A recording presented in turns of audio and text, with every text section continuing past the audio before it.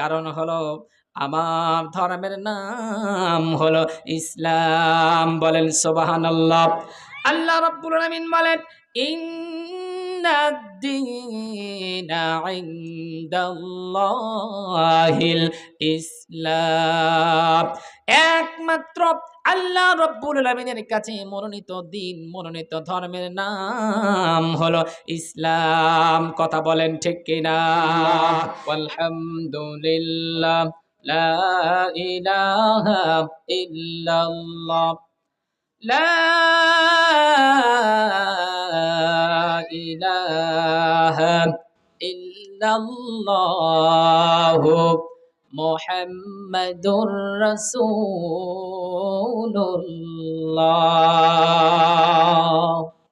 তাহলে আমরা আলোচনা করছিলাম সূরা হুজুরাতের 15 নম্বর আয়াত। আল্লাহ রাব্বুল আলামিন এই আয়াতের মাধ্যমে ঈমানদারদের পরিচয় দিয়েছেন যে ঈমানদারদের বৈশিষ্ট্য হলো তারা আল্লাহ রাব্বুল আলামিনকে রব বলে মেনে নেবে, নবীজি সাল্লাল্লাহু আলাইহি সাল্লামের প্রতি ঈমান আনবে এবং এরপরে কোনো সন্দেহর পোষণ করবে না। ঈমান আনার পরে কোনো সন্দেহর পোষণ করবে না। সম্মানিত ভাইয়েরা আমার, আল্লাহ রাব্বুল আলামিন সুন্দর করে আমাদের জানিয়ে দিলেন যারা আমাকে রব বলে মানবে, রব বলে যারা আমাকে মেনে নেবে, তার উপরে যারা অটল থাকবে, আমি আল্লাহ রাব্বুল আলামিন তাদের ব্যাপারে জানিয়ে দিলাম ইন্নাল্লাযীনা ক্বালু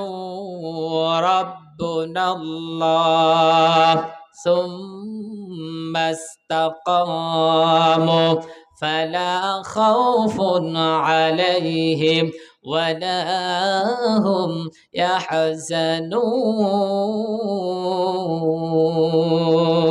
ইয়াহজানুন।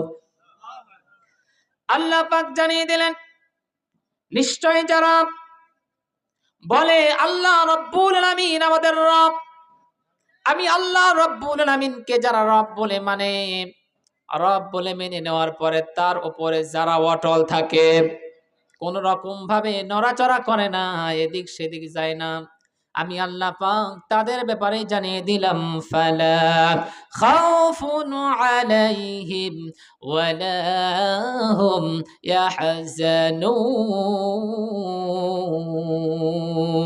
ইয়াহজানুন। তাদের কোনো ভয় নাই, তাদের কোনো চিন্তা নাই। বলেন সুবহানাল্লাহ। দুনিয়াতেও কোনো ভয় নাই। আমার বন্ধুরা, আমরা যদি আল্লাহ রাব্বুল আলামিনকে রব বলে মেনে নেওয়ার পরে, আমরা তো আল্লাহ রাব্বুল আলামিনকে রব বলে মেনে নিয়েছি, এখন আমাদের বিষয়টা হলো, আমাদের কাজটা হলো ঈমানের উপর আমাদের অটল থাকতে হবে। আমরা যে আল্লাহ রাব্বুল আলামিনকে রব বলে মেনে নিয়েছি তার উপরে স্থির থাকতে হবে। যদি স্থির থাকি, অটল যদি থাকি, আল্লাহ রাব্বুল আলামিন বললেন তোমাদের দুনিয়াতেও চিন্তা নাই, কোনো টেনশন নাই। বলেন সুবহানাল্লাহ। শুধু দুনিয়াতে নয়, আল্লাহ রাব্বুল আলামিন অন্য জায়গার মধ্যে আলোচনা করলেন ইন্নাল্লাযীনা ক্বালু রাব্বুনাল্লাহু সুম্মা ইসতাকামু তাতানাজ্জালু আলাইহিমুল মালাইকা আল্লা তাখাফু ওয়া লা তাহজানু ওয়া আবশিরু বিল জান্নাতিল্লাতী কুনতুম তুআদুন। আমার আল্লাহ কি চমৎকার ভাবে আমাদের জন্য সুসংবাদ দিলেন। নিশ্চয় যারা আল্লাহ রাব্বুল আলামিনকে রব বলে মানে, তার উপরেই যারা অটল থাকে, কোন রকম ভাবে এদিক সেদিক যায় না, আল্লাহ রাব্বুল আলামিনকে রব বলে মানার পরে স্থির থাকে, তাদের যখন মৃত্যুর সময় ঘনিয়ে আসবে, আমি আল্লাহ রাব্বুল আলামিনের পক্ষ থেকে তাদের কাছে রহমতের ফেরেশতা পাঠায়া দিব। বলেন সুবহানাল্লাহ। আর এই রহমতের ফেরেশতারা আসার পরে এই মানুষটাকে সুসংবাদ দেবে, বান্দা ও আল্লাহর গোলাম, তুমি কোনো ভয় করো না, তুমি কোনো হতাশাগ্রস্ত হয়ো না, তুমি কোনো টেনশন করো না।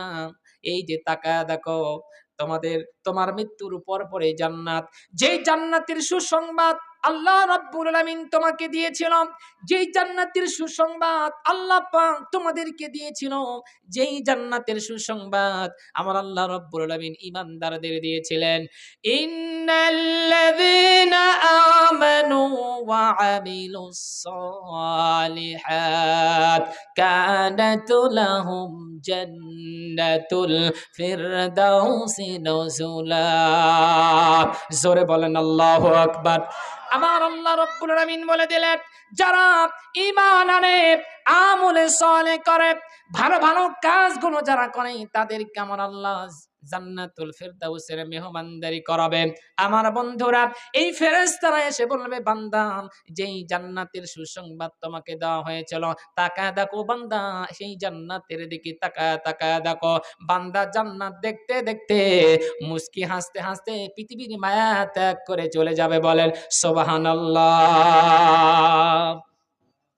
আমার বন্ধুরা, সেই মহান রবের প্রতি আমাদের ঈমান আনার পরে অটল থাকা দরকার আছে না নাই? আরো জোরে বলেন, আছে না নাই?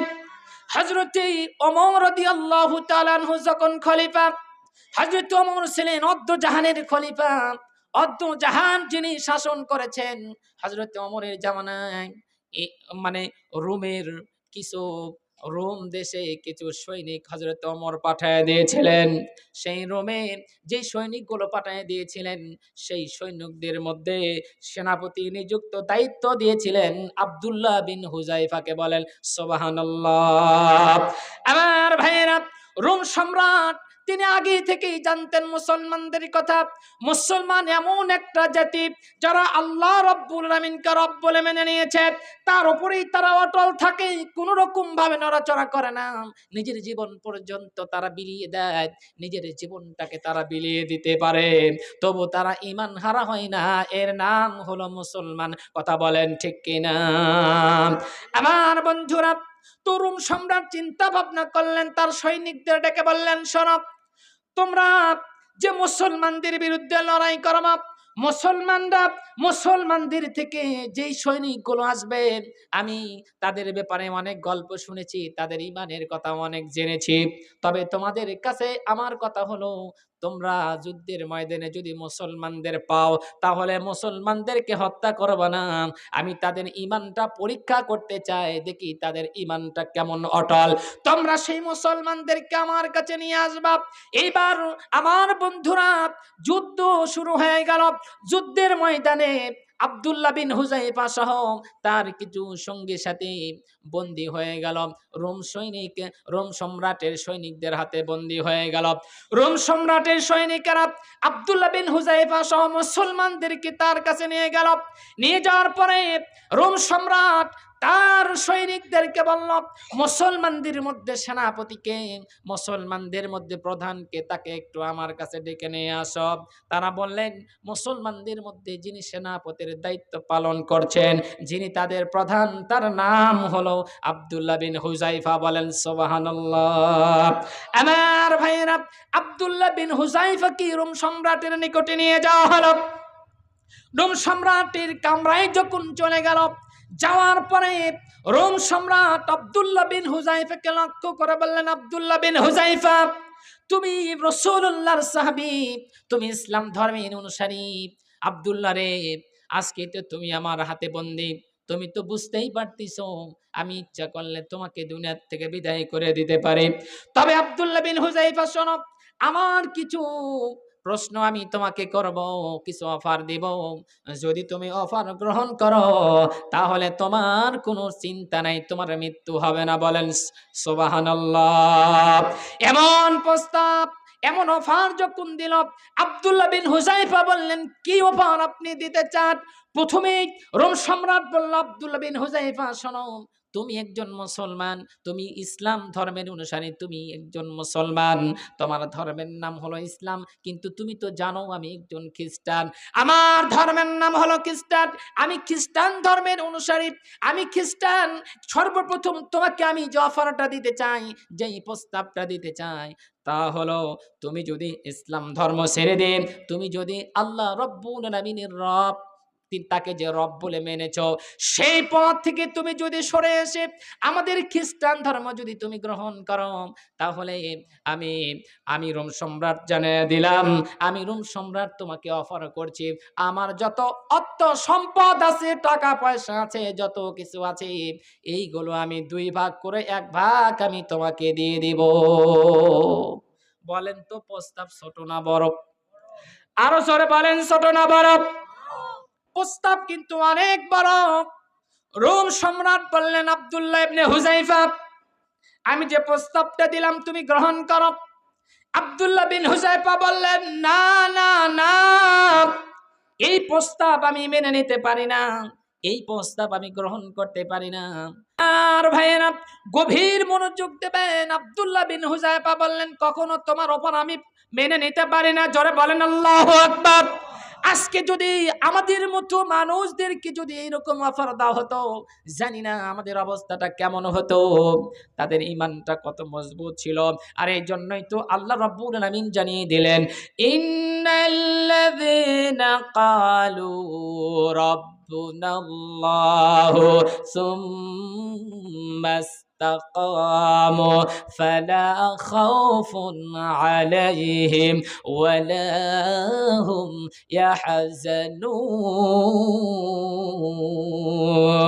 ইয়াহজানুন।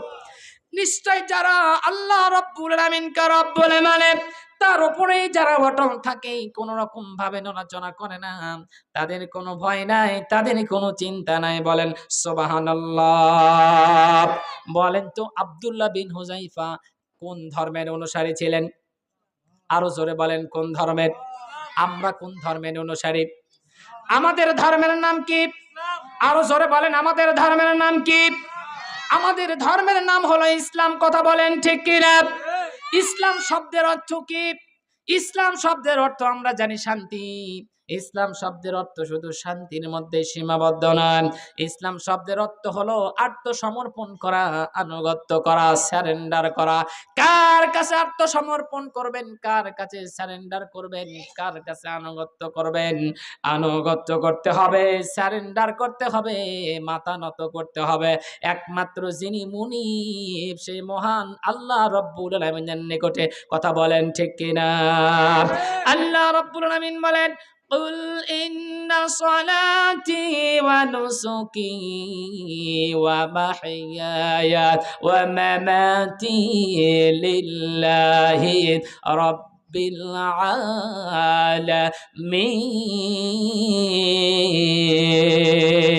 আলামিন। আমার বন্ধুরা, আল্লাহ রাব্বুল আলামিন জানিয়ে দিলেন, হে রাসূল আপনি বলেন। আল্লাহ পাক নবীজির মাধ্যমে আমাদের জানিয়ে দিলেন, আমাদের প্রত্যেকের বলা উচিত, আমাদের মনে এটাই কল্পনা থাকা উচিত, আমাদের ধ্যান ধারণা এরকমই থাকা উচিত, আমার নামাজ, আমার কুরবানি, আমার জীবন, আমার মরণ অন্য কারোর জন্য না, একমাত্র আল্লাহ রাব্বুল আলামিনের জন্য। কথা বলেন ঠিক কিনা? আমার জীবন, আমার মরণ, আমার জিন্দেগি, ইয়া ইলাহি, ইয়া ইলাহি কবুল কর আমার বন্দেগি, আমার জীবন, আমার মরণ, আমার জিন্দেগি। কথা বলেন ঠিক কিনা? আমার ভাইরা আমার, তাহলে ইসলাম শব্দের অর্থ হলো আনুগত্য করা, আত্মসমর্পণ করা। আত্মসমর্পণ করব কার কাছে? আরো জোরে বলেন, কার কাছে? আল্লাহ রাব্বুল আলামিন কোরআনুল কারীমের সূরা বাকারার মধ্যে আলোচনা করলেন, ইব্রাহিম আলাইহিস সালামকে আল্লাহ রাব্বুল আলামিন বলেছিলেন, ইয ক্বালা লাহু রাব্বুহু আসলিম ক্বালা আসলামতু লিরাব্বিল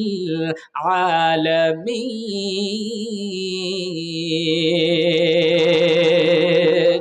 আমার ভাইরা, আল্লাহ রাব্বুল আলামিন কি চমৎকার ভাবে আমাদের জানিয়ে দিলেন। স্মরণ করো, যখন তার রব ইব্রাহিম আলাইহিস সালামের রব, আমাদের পিতা, আমার মুসলমানদের জাতির পিতা ইব্রাহিম আলাইহিস সালামকে যখন বলেছিলেন আত্মসমর্পণ করো, তুমি সারেন্ডার করো, সারেন্ডার গ্রহণ করো, আত্মসমর্পণ করো, ইব্রাহিম আলাইহিস সালাম সঙ্গে সঙ্গে বলেছিলেন আসলামতু লিরাব্বিল আলামিন। আত্মসমর্পণ করলাম কার কাছে? পৃথিবীর কোন মানুষের কাছে নয়, নমরুদের কাছে নয়, কোন মানুষের কাছে নয়, কোন নেতার কাছে নয়, কোন ব্যারিস্টারের কাছে নয়, কোন সমাজ প্রতিনিধির কাছে নয়। ইব্রাহিম আলাইহিস সালাম বলেছিলেন আত্মসমর্পণ করলাম যিনি আমাদের রব, যিনি জাহানের সমূহের রব, সেই জাহান সমূহের রবের প্রতি আমি ইব্রাহিম আত্মসমর্পণ করলাম। বলেন সুবহানাল্লাহ। তাহলে আমরা আত্মসমর্পণ করব কার কাছে? আরো জোরে বলেন কার কাছে? আমার ভাইয়েরা গভীর মনোযোগ দেন। এই ইসলাম এমন একটা ধর্ম, ইসলাম একটা শান্তিপ্রিয় ধর্ম। আপনি যদি পুরোপুরি ভাবে নিজেকে যদি আল্লাহ রাব্বুল আলামিনের কাছে যদি আত্মসমর্পণ করতে পারেন, পুরোপুরি ভাবে যদি আপনি আনুগত্য করতে পারেন, ইসলামের বিধিবিধান যদি মেনে নিতে পারেন, তাহলে আপনার ব্যক্তিগত জীবনে শান্তি আসবে, পারিবারিক জীবনে শান্তি আসবে, সামাজিক জীবনের মধ্যে শান্তি আসবে, এমনকি রাষ্ট্রীয় জীবনের মধ্যেও শান্তি আসবে। কথা বলেন ঠিক কিনা? আল্লাহ রাব্বুল আলামিন অন্য জায়গায় বললেন وَمَن يَبْتَغِ غَيْرَ الْإِسْلَامِ دِينًا فَلَن يُقْبَلَ مِنْهُ وَهُوَ فِي الْآخِرَةِ مِنَ الْخَاسِرِينَ। কি চমৎকার ভাবে আমার আল্লাহ রাব্বুল আলামিন জানিয়ে দিলেন, ও পৃথিবীর মানুষেরা শোনো, ইসলামকে বাদ দিয়ে যদি তোমরা অন্য ধর্ম গ্রহণ করো, ইসলামকে বাদ দিয়ে যদি অন্য কোনো আদর্শ গ্রহণ করো, ইসলামকে বাদ দিয়ে যদি অন্য কোনো নীতি, অন্য কোনো রীতি, অন্য কোনো আদর্শ তোমরা অনুসরণ করো, শুনে রেখে দাও, জেনে রেখে দাও, তোমাদের নিকট থেকে আল্লাহ রাব্বুল আলামিন কখনো কবুল করবেন না। আর কবুল তো করবেন না, কবুল তো হবেই না। তোমাদের ইসলামের রীতি বাদ দিয়ে যদি অন্য কোন রীতিতে আমল করো, ইসলাম ধর্মের বিধান বাদ দিয়ে যদি অন্য ধর্ম মেনে নাও, অন্য বিধান মোতাবেক যদি জীবন পরিচালনা করো, আল্লাহ রাব্বুল আলামিন তোমাদের নিকট থেকে তা কবুল করবেন না। শুনে রেখে দাও, শুনে রেখে দাও, ওয়া হুয়া ফিল আখিরাতি মিনাল খাসিরিন।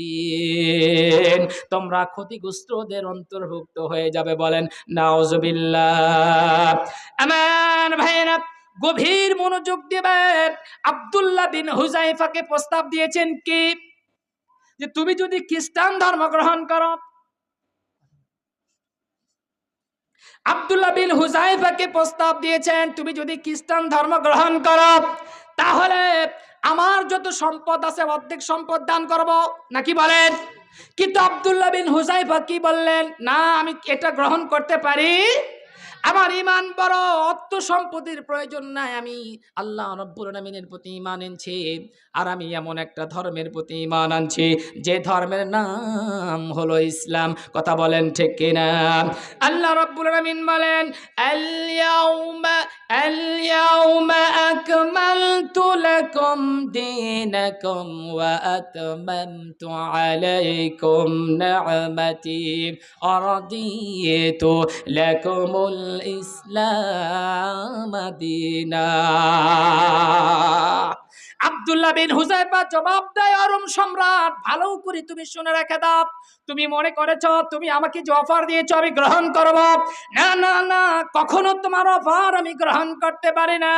আল্লাহ রাব্বুল আলামিন কোরআনুল কারীমের মধ্যে জানিয়ে দিলেন আল ইয়াউমা আকমালতু লাকুম দীনাকুম ওয়া আতমামতু আলাইকুম নি'মাতি ওয়া রাদিতু লাকুমুল ইসলাম দীনা। আল্লাহ পাক কোরআনুল কারীমের মধ্যে জানিয়ে দিলেন আজ তোমাদের জন্য তোমাদের দিনকে পূর্ণাঙ্গ করে দিলাম। জোরে বলেন আল্লাহু আকবার। আরো জোরে বলেন আল্লাহু আকবার। তাহলে ইসলাম পরিপূর্ণ জীবন ব্যবস্থা না অপরিপূর্ণ জীবন ব্যবস্থা? আরো জোরে বলেন। ইসলাম তো পরিপূর্ণ একটা জীবন ব্যবস্থা। আব্দুল্লাহ বিন হুযায়ফা বললেন, না না না, তোমার প্রস্তাব আমি মেনে নিতে পারি না। রোম সম্রাট তখন বললেন, আব্দুল্লাহ বিন হুযায়ফা রে, তোমাকে আরো আমি কিছু বলতে চাই, একটু আমার কথাটা মনোযোগের সাথে শোনো। আব্দুল্লাহ বিন হুযায়ফা বললেন, কি বলতে চাও? এইবার রোম সম্রাট বললেন, আব্দুল্লাহ বিন হুযায়ফা, আমি তো প্রস্তাব দিয়েছি, তুমি যদি খ্রিস্টান ধর্ম গ্রহণ করো, ইসলাম ধর্ম যদি ছেড়ে দাও, তাহলে আমার অর্ধেক সম্পদ আমি তোমাকে দান করে দেব। আর আরেকটা প্রস্তাব হলো, আমার সুন্দরী একটা কন্যা আছে, মেয়ে আছে, যার জন্য এলাকার যুবকেরা পাগল, রাজা বাদশার ছেলেরা পর্যন্ত পাগল। আমার মেয়ে অনেক সুন্দরী, যাকে পাওয়ার জন্য মানুষ পাগল পারা হয়ে যায়। এই সুন্দরী মেয়েটাকে আমি তোমার সঙ্গে বিবাহ দেব। যখন তুমি আমার জামাই হয়ে যাবে, আমি যখন মারা যাব, তখন বাদ বাকি যেই অর্থ সম্পদ গুলো থাকবে, সেগুলোর মালিক এমনিতেই তুমি হয়ে যাবে এবং তুমি হবে রোমের বাদশাহ। আব্দুল্লাহ বিন হুযায়ফা তখন জবাব দিলেন, শোনো ও রোম সম্রাট, তুমি আমাকে কখনোই প্রভাবিত করতে পারবে না। আমার ভিতরে তুমি লোভ ঢুকানোর জন্য এমন কথাগুলো বলতেছো, কিন্তু তুমি জানো না আমরা মুসলমান জাতি, আমরা জাতিতে মুসলমান, আমাদের ধর্মের নাম হলো ইসলাম, আমরা কখনো বাতিলের কাছে মাথা নত করি না। বলেন সুবহানাল্লাহ। আল্লাহ রাব্বুল আলামিন এই জন্য দুনিয়াতে, এই জন্য কোরআনুল কারীমের মধ্যে জানিয়ে দিলেন, ওয়ামাল হায়াতুদ দুনিয়া ইল্লা লাইবু ওয়া লাহাবুন ওয়ালাদ-দারুল আখিরাতু খায়রুল লিল্লাযিনা ইয়াত্তাকুন। জোরে বলেন আল্লাহু আকবার। আরো জোরে বলেন আল্লাহু আকবার। আল্লাহ পাক জানিয়ে দিলেন, দুনিয়ার জীবনটা খেল তামাশা ব্যতীত কিছুই নাই। জোরে বলেন ঠিক কিনা? আর মুমিনদের জন্য, যারা মুমিন হবে, যারা খোদা ভীতি অর্জন করবে, তাদের জন্য পরকালের আবাসটাই হলো উত্তম। কথা বলেন ঠিক কিনা? আল্লাহ রাব্বুল আলামিন অন্য জায়গায় বললেন, ক্বাদ আফলাহা মান তাযাক্কা وذكر اسم ربه فصلى بل تؤثرون الحياة الدنيا والآخرة خير وأبقى। কি চমৎকার ভাবে আল্লাহ রাব্বুল আলামিন জানিয়ে দিলেন, ও পৃথিবীর মানুষেরা শুনে রেখে দাও, তোমরা জেনে রেখে দাও, তোমরা পার্থিব জীবনটাকে পছন্দ করে থাকো, কিন্তু তোমরা জানো না পরকালের অবস্থারই উত্তম, পরকালের জীবনটা স্থায়ী এবং উত্তম। এই জন্য আব্দুল্লাহ বিন হুযায়ফা জবাব দিলেন, রোম সম্রাট রে, আমি আমার পরকালকে নষ্ট করতে চাই না, দুনিয়ার কোনো কিছু দরকার নাই। আমরা আল্লাহ রাব্বুল আলামিনের প্রতি ঈমান এনেছি, জাতিতে আমরা মুসলমান। বলেন সুবহানাল্লাহ। রোম সম্রাট এবার বললেন, তাহলে কি করা যায়?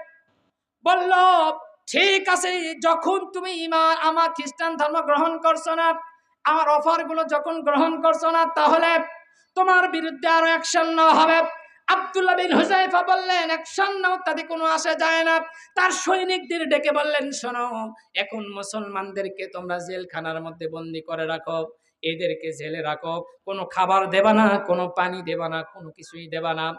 আর গোপনে গোপনে তার সৈনিকদের বলে দিল, শোনো, এদেরকে জেলের মধ্যে রেখে দেবা, কোনো খাবার দেবা না, পানি দেবা না, কিন্তু সাবধান সাবধান, এরা যেন মরে না যায়। যখন মরে যাওয়ার উপক্রম হবে, তখন তোমরা আমাকে সংবাদ দেবে। কোথায় পাঠিয়ে দিল বলেন তো? বলেন কোথায় পাঠিয়ে দিল? জেলখানার মধ্যে পাঠিয়ে দিল। জেলখানার মধ্যে বন্দী, কোনো খাবার নাই, পানি নাই।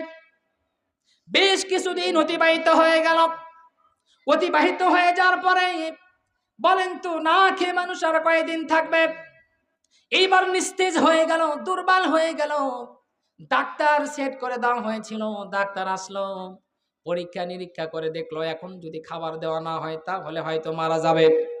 এমন সময় রোম সম্রাটকে জানানো হলো, জাহাপানা, এখন মুসলমানদের অবস্থা এত করুন, যদি তাদেরকে খাবার দেওয়া না হয়, হয়তোবা তারা মারা যাবে।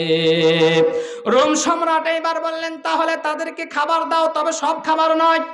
কি খাবার দিবা? রোম সম্রাট এবার তাদের প্রস্তাব দিল, রোম সম্রাট তাদের জানায় দিল, তোমরা খাবার দাও, খাবার দাও তাদেরকে, শুকুরের গোস্ত আর খাবার আর পানি হিসাবে তাদেরকে দাও মদ। মদ তারা পান করবে, আর শুকুরের গোস্ত খাবার হিসাবে দাও। যখন এই প্রস্তাবটা দিল আব্দুল্লাহ বিন হুযায়ফাদের নিকটে, যখন রোম সম্রাটের বাহিনীরা এই শুকুরের গোস্ত আর মদ গুলো নিয়ে গেল, নিয়ে যে বলা হলো, আব্দুল্লাহ বিন হুযায়ফা রে, রোম সম্রাট তোমাদের জন্য খাবারের আয়োজন করেছে, খাবার পাঠিয়ে দিয়েছে, তবে শুনে রেখে দাও, এইগুলো হলো শুকুরের গোস্ত আর এইগুলো হলো মদ। এমন কথা যখন বলছেন, আব্দুল্লাহ বিন হুযায়ফা এই কথাটা শোনার সঙ্গে সঙ্গে লাঠি দিয়ে শুকুরের গোস্তগুলো ফেলে দিয়েছেন, আর মদগুলো তিনি লাঠি দিয়ে ফেলে দিয়েছেন। বলেন সুবহানাল্লাহ। আমার বন্ধুরা, কেন ফেলে দিলেন? আমরা জানি কি জন্য ফেলে দিলেন।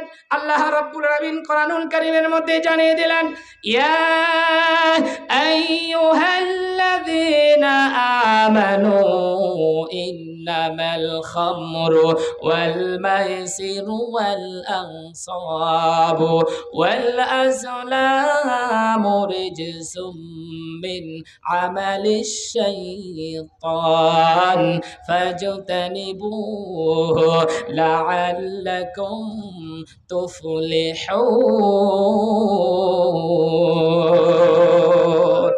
আল্লাহ রাব্বুল আলামিন চমৎকারভাবে সূরা মায়েদার 90 নম্বর আয়াতের মধ্যে জানিয়ে দিলেন, এই আয়াতের মাধ্যমে আমার আল্লাহ মদকে হারাম করে দিয়েছেন। জোরে বলেন আল্লাহু আকবার। কিন্তু আজকে লক্ষ্য করে দেখেন, আমাদের সমাজের মধ্যে, আমাদের যুব সমাজের দিকে তাকান, আমাদের এলাকার দিকে তাকান, গ্রামের গঞ্জের দিকে তাকায় তাকায় দেখেন, আজকে মানুষ এই মদ পান করে, মদের ডিলার হয়ে গেছে, মদ পপিনে বিক্রি করে, গাজার ব্যবসা করে, ইয়াবার ব্যবসা করে, মানুষদেরকে নেশাখোর বানায় দিচ্ছে। অথচ আল্লাহ রাব্বুল আলামিন এই আয়াতের মাধ্যমে মদকে হারাম করে দিয়েছেন। বলেন সুবহানাল্লাহ। আমার ভাইয়েরা, গভীর মনোযোগ দেন, আমি কথাগুলো শেষ করে দেব। এখনই প্রধান বক্তা চলে আসবে, 10টার মধ্যেই প্রধান বক্তা চলে আসবে। আমি আমার কথাটা শেষ করে দেব, গুটিয়ে নিয়ে আসতে চাই। আব্দুল্লাহ বিন হুযায়ফা যখন লাথি মেরে ফেলে দিল, ফেলে দেওয়ার পরে এইবার বাদশার কাছে যখন জানানো হলো, বাদশার রাগান্বিত হয়ে গেল। কি এত বড় আস্পর্ধা তাদের! এরা লাঠি দিয়ে খাবারগুলো ফেলে দিয়েছে, এখনো এদের তেজ কমে না। এরা এত বড় তেজি মুসলমান, ঠিক আছে, এদেরকে দুনিয়াতে রাখা হবে না, এদেরকে পৃথিবীর মায়া ত্যাগ করে চলে যেতে হবে, এদেরকে আমি সম্রাট, এদেরকে তিলে তিলে মেরে দুনিয়ার বুকের থেকে বিদায় করে দেব। বলেন নাউজুবিল্লাহ। আমার বন্ধুরা, রোম সম্রাট এবার তার সৈনিকদেরকে অনুমতি দিল, তার সৈনিকদেরকে আদেশ দিল, সরব তোমরা চুলা খনন করো। চুলা খনন করা হলো, বড় বড় ডেক তৈরি করা হলো, ডেকের মধ্যে মানে তেল দেওয়া হলো, তেল দিয়ে তেলগুলো যখন গরম করা হলো, টকবক করতেছে তেলগুলো, টকবক তেলের সামনে যখন মুসলমানদেরকে নিয়ে আসা হলো, মুসলমানদেরকে নিয়ে আসার পরে রোম সম্রাট আবারও আব্দুল্লাহ বিন হুযায়ফাকে লক্ষ্য করে বলতেছেন, মুসলমানদের নেতা আব্দুল্লাহ বিন হুযায়ফা, শোনো, এখনো সময় আছে, আমি যে অফার গুলো তোমাকে দিয়েছি, অফারটা গ্রহণ করো। আব্দুল্লাহ বিন হুযায়ফা বলে, না না না, আমি তোমার অফার গ্রহণ করতে পারি না। এমন কথা যখন বলল, রোম সম্রাট এইবার তার সৈনিকদেরকে আদেশ করল, আদেশ দেওয়ার সঙ্গে সঙ্গে একজন মুসলমানকে, একজন নবীজির সাহাবীকে আর গরম তেলের মধ্যে ফেলে দিল, আর ফেলে দেওয়ার সঙ্গে সঙ্গে একেবারে নিশ্চিহ্ন হয়ে গেল। যখন একেবারে নিশ্চিহ্ন হয়ে গেল, ছোট্ট একটা দলার মতো যখন হলো, আব্দুল্লাহ বিন হুযায়ফাকে লক্ষ্য করে বলে, ও আব্দুল্লাহ বিন হুযায়ফা, দেখলে তো তোমার সাথীকে, তোমার সঙ্গীকে কেমন অবস্থা করা হয়েছে, এখনো সময় আছে, তুমি আমার অফারটা গ্রহণ করো। আব্দুল্লাহ বিন হুযায়ফা